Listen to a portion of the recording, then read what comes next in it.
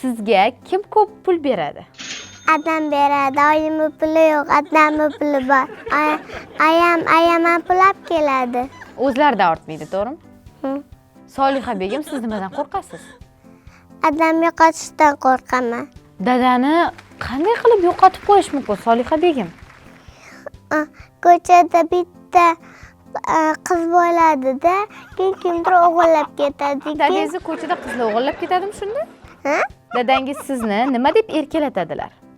Jonim, oyim shokoladim deb aytganlaydi.